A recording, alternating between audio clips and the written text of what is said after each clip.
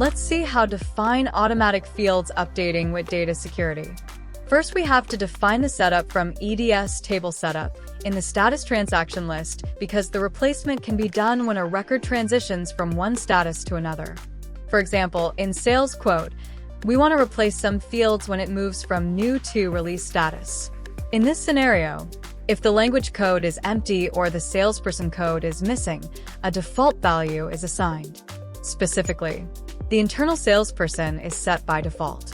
If we configure it as always, the system will update the field every time the status changes, regardless of its current value.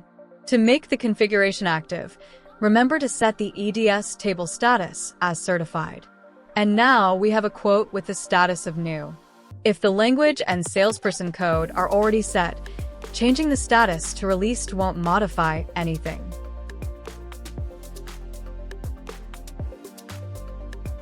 In this case, instead, the quote has no language code and salesperson defined, and so, the system will apply the default replacements.